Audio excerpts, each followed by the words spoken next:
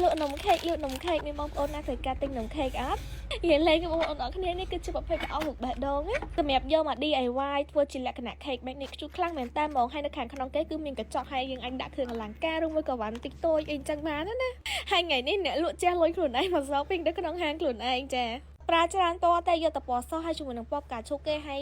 ប្រអប់ខេកយើងនេះគឺមាន3ពណ៌អញ្ចឹងយកនេះមួយកុំភ្លេចមានអីត្រផងបងប្អូនអរគ្នាអញ្ចឹងទេប្រឡាក់តុងបាក់បកណានិយាយទៅគឺលើកទី1ក្នុងឆាកជីវិតហ្មងបងប្អូនអរគ្នាជឿអត់ខ្ញុំមិនដែលធ្វើគ្រឿង DIY បែបនេះទេ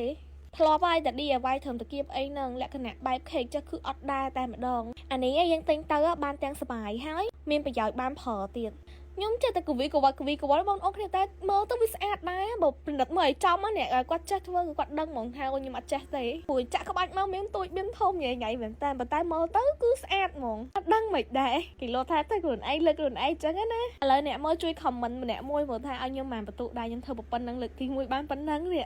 អត់ទៅប្រៀបធៀបមួយអ្នកដែលគេបកកែធ្វើឯណាសម្រាប់ខ្ញុំខ្លួនឯងប៉ុណ្ណឹងអូខេទូយកបាននិយាយទៅអាវ៉ាន់នេះមានលក់នៅក្នុងហាងយូរហើយតាំងមុនខ្ញុំទៀតនិយាយវិធានអ្នកលក់នេះគឺមិនដែលមានពេលបានចេញវីដេអូណាត្រឹមត្រូវសោះតែមកបានបញ្ចេញវីដេអូហ្នឹងអវ៉ាន់ចង់អស់ពីស្តុកទៅវិញហើយឃើញវីដេអូនេះគឺច្រឡំថាហាងបើកចូលមិនចាអ្នកលក់ក៏ល្ងដើរលេងដែរតែឆ្លៀតមកដាក់មកវីដេអូជូនបងប្អូនអរគ្នាកុំឲ្យស្ងាត់ពេកដើរលេងបដាមើលវីដេអូបដាទៅ